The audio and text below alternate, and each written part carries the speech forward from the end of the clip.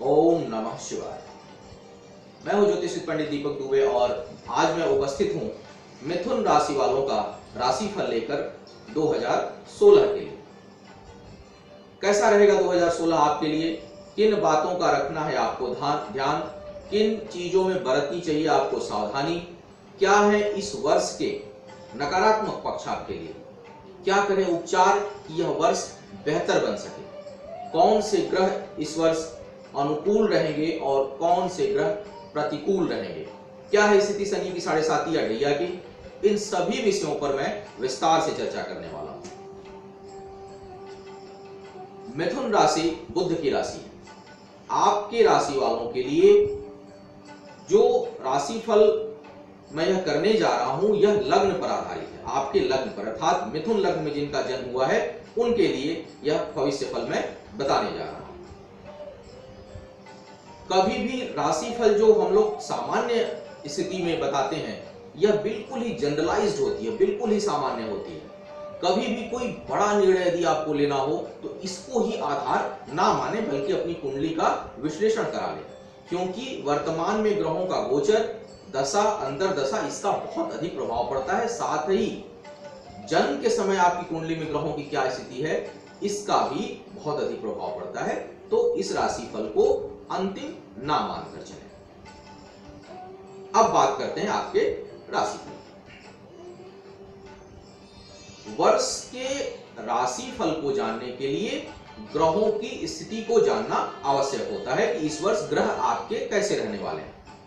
और चूंकि हम बात साप्ताहिक राशिफल की नहीं, मासिक राशिफल की नहीं, बल्कि वर्ष पर्यंत की बात करने जा रहा हूं, तो इसमें जो सबसे अधिक प्रभावी ग्रह रहने वाले हैं पूरे वर्ष जो रहते हैं बड़े ग्रह, उनको नजरअंदाज नहीं कर सकते। और वे हैं शनि, राहु, केतु और बृहस्पति की इस वर्ष आपकी कुंडली में स्थिति। कारण यह है कि यह ग्रह बहुत लंबे समय तक आपकी कुंडली में विद्यमान रहते हैं एक स्थान पर, और इनका गोचर परिवर्तन बहुत धीमे होता है। सामान्यतः लगभग पूरे वर्ष पर्यंत एक भाव में विराजमान रहते हैं, जिससे वह पर्टिकुलर भाव, वह पर्टिकुलर राशि, वह पर्टिकुलर स्थान आपकी कुंडली में अच्छा या बुरा परिणाम पूरे वर्ष पर्यंत दे सकता है। बाकी जो ग्रह हैं उनका मूवमेंट बहुत फास्ट होता है। कोई 2 दिन के लिए है, जैसे चंद्रमा, सूर्य 1 महीना, मंगल लगभग 1.5-2 महीना। इस तरह से ग्रहों की स्थितियां, बुध लगभग 20-22 दिन या 24 दिन। तो इन ग्रहों की स्थितियां बहुत जल्दी बदलती हैं, इसलिए इनका प्रभाव हर महीने बदल जाता है, हर कुछ दिन पे बदल जाता है। लेकिन बृहस्पति, राहु, केतु और शनि का प्रभाव लंबे समय तक बना रहता है और पूरे वर्ष पर्यंत बना रहता है। तो सबसे पहले आप देखते हैं कि आपकी कुंडली में शनि की स्थिति क्या है, क्योंकि शनि बहुत अधिक प्रभावशाली किसी भी कुंडली के लिए होता है। और मिथुन लग्न वालों के लिए अगर देखा जाए तो शनि आपके लिए भाग्येश है और अष्टमेश है। तो अष्टम और नवम भाव का स्वामी होने के कारण शनि बहुत महत्वपूर्ण हो जाता है। शनि इस पूरे वर्ष पर्यंत आपकी कुंडली में 6ठे भाव में विराजमान रहेगा, क्योंकि वृश्चिक राशि का शनि है। 6ठे भाव में शनि के होने के कारण स्वास्थ्य संबंधी समस्या आपको परेशान कर सकती है। स्वास्थ्य से भी अधिक शत्रु परेशान कर सकते हैं। कोई भी सम्मुख आकर लड़ाई करेगा तो वह आपसे विजयी नहीं होगा, लेकिन छुपे हुए शत्रु हमेशा परेशान करेंगे। एक बात और, किसी भी मामले को कोर्ट कचहरी में ले जाने से बचिएगा। बहुत से विद्वान कहते हैं कि 6ठे में शनि जो होता है तो वो शत्रुओं की हानि करता है, जरूर करता है, लेकिन अगर मामला कोर्ट कचहरी में पहुंच जाए तो यह उलझा के रख देता है। कोई परिणाम नहीं निकलेगा, केवल मानसिक अशांति देगा। तो कोर्ट कचहरी का अगर कोई मामला बनने जा रहा हो तो जरूर उसको टालिएगा। और उससे भी बड़ी बात, धन के मामले में शनि 6ठे भाव का निश्चित कर्ज दे देता है।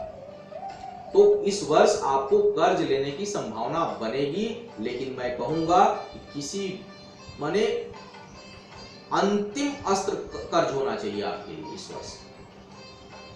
कर्ज लेने की स्थिति से चाहे जितना अधिक हो सके कर्ज लेना अवॉइड करिएगा, क्योंकि अगर लेंगे तो उसे जल्दी चुका नहीं पाएंगे, उसे जल्दी भर नहीं पाएंगे।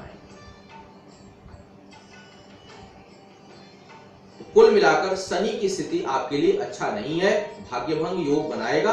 हालांकि अष्टम भाव का भी स्वामी होने के कारण छठे में आएगा, तो अगर कोई स्वास्थ्य संबंधी छोटी मोटी प्रॉब्लम भी जनरेट होगी तो वह यहाँ आपके लिए थोड़ा रक्षक का कार्य करेगा, थोड़ी आपको सहूलियत देगा, थोड़ी राहत देगा। लेकिन धन के मामले में बिल्कुल अच्छा नहीं है, भाग्य के मामले में बिल्कुल अच्छा नहीं है। तो शनि का जो प्रभाव है, यदि शनि की दशा या अंतर्दशा चल रही है तो भाग्य के भरोसे कोई काम नहीं करना है। कोई भी ऐसा कार्य मत करिए जहां सिर्फ भाग्य आपके भरोसे हो तभी आपका काम बने। विशेष करके जुआ, सट्टा, लॉटरी या शेयर मार्केट, इसमें आपको अधिक धन नहीं लगाना है या नहीं लगाना है। अगर लगाते भी हैं तो बहुत ही अल्प मात्रा में या सावधानी के साथ लगाएं, क्योंकि उसके डूबने का खतरा बहुत अधिक है।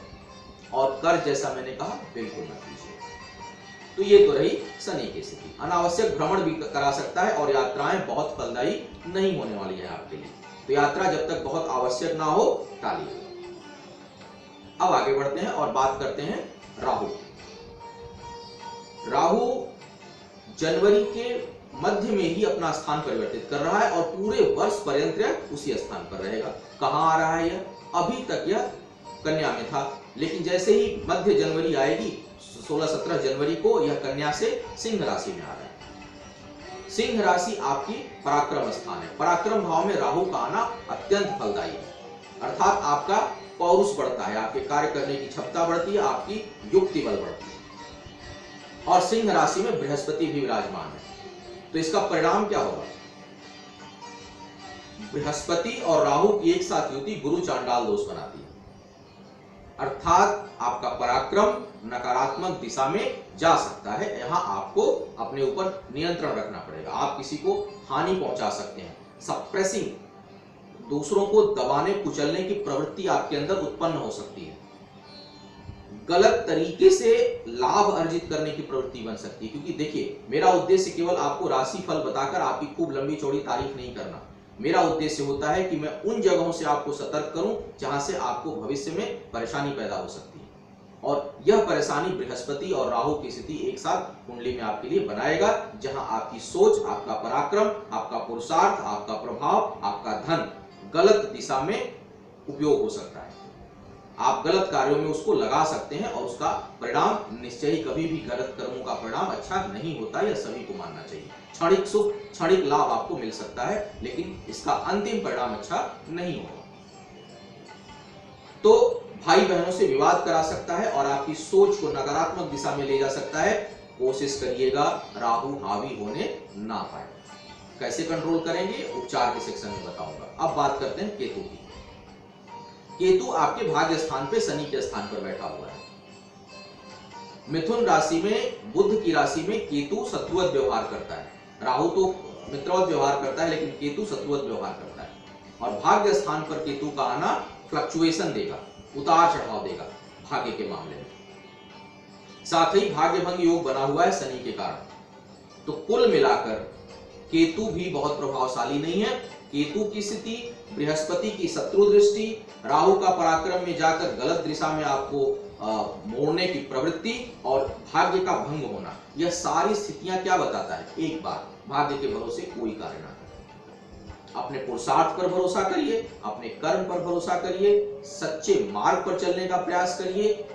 कोशिश करिए कि किसी भी प्रकार गलत कार्य से आगे आप ना बढ़ें। गलत राह से किसी अपनी महत्वाकांक्षा या अपनी इच्छा को आप पूरा करने का प्रयास ना करें, क्योंकि यही राहु जब द्वितीय और केतु अष्टम में आएगा तो उसका प्रभाव बहुत बुरा हो सकता है। तो कुल मिलाकर अगर मैं देखूं तो इस वर्ष सिर्फ राहु के अलावा ये तीनों ही ग्रह अर्थात बृहस्पति, केतु और शनि की स्थिति आपके लिए अच्छी नहीं है। परिणाम क्या होगा इसका? परिणाम इसका ये होगा कि इस पूरे वर्ष पर्यंत आपको कोई भी अति उत्साह में धन नहीं खर्च करना है। नए प्रोजेक्ट में अगर आपको हाथ डालना है तो अगर आप 1 करोड़ रुपए आपका बजट है तो आप 25 लाख रुपए से उस काम को प्रारंभ करिए, यानी अपनी कैपेसिटी का 25% ही लेकर चलिए, क्योंकि डूबने का खतरा है। बहुत तैयारी के साथ काम करिए, अति उत्साह में कोई कार्य मत करिए, अपने जो करीबी हैं उनसे परामर्श लेकर काम करिए और व्यसन से दूर रहिए, अति उत्साह से दूर रहिए, आपराधिक प्रवृत्ति के जो लोग हैं उनसे दूर रहिए। ये सामान्य अवस्था में भी रहना चाहिए और अभी तो ग्रह भी ऐसे कह रहे हैं कि आपको दूर रहना चाहिए। अब थोड़ी दूसरी पहलू पे चर्चा कर लें। तो संतान और वैवाहिक जीवन के लिए मुझे लग रहा है कि यह समय कुल मिलाकर ठीक रहेगा। वैवाहिक जीवन में कोई बहुत उतार चढ़ाव नजर नहीं आ रहा। संतान के मामले में भी आपको राहत ही रहेगी और धन के मामले में परिश्रम का ही फल मिलेगा, या यूं कहूं कि पूरे परिश्रम का फल भी शायद आपको ना मिले, थोड़ा मानसिक रूप से तैयार रहिए।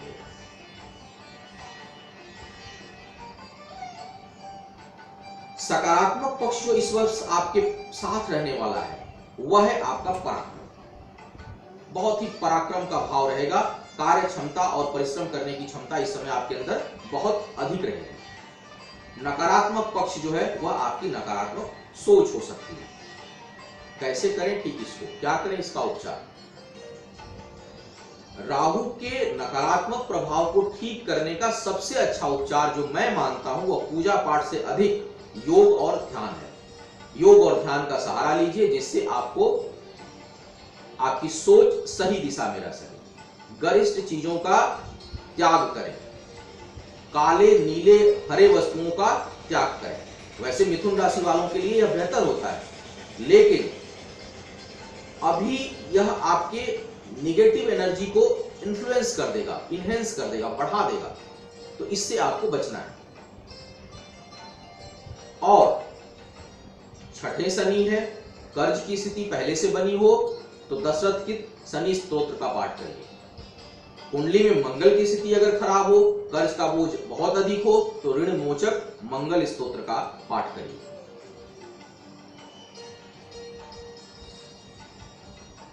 और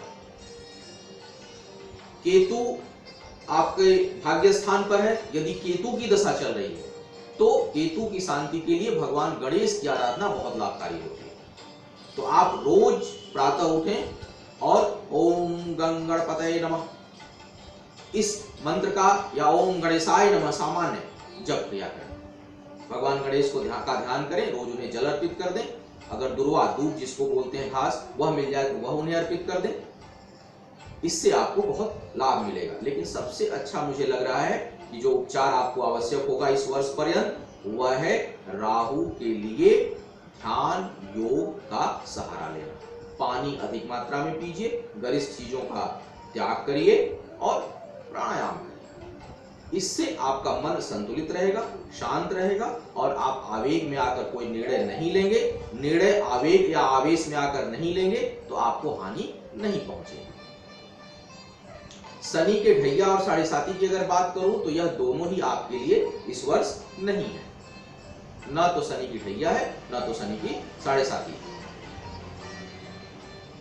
तो यह था 2016 के लिए आपका राशिफल। उम्मीद है आपको मार्गदर्शन मिलेगा और जो कमियां हैं उनको आप पहले ही ठीक करेंगे और जो सकारात्मक पक्ष हैं उनको आप और अधिक इनहेंस करेंगे, बढ़ाएंगे। आने वाले वर्ष में, नए वर्ष में आपका जो समय हो, जो दिन हो, जो स्वास्थ्य हो वह बढ़े, अच्छा रहे, आयु आरोग्य ऐश्वर्य की वृद्धि हो।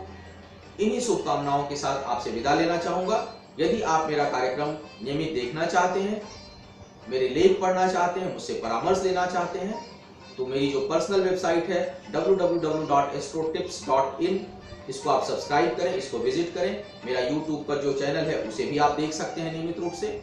और कोई प्रश्न हो तो मुझे लिख भेजें, कोई सुझाव हो तो लिख भेजें। इन्हीं बातों के साथ मैं आज का कार्यक्रम समाप्त करता हूं। पुनः मुलाकात होगी किसी नए विषय पर। तब तक के लिए आपसे विदा लेना चाहूंगा। ओम नमः।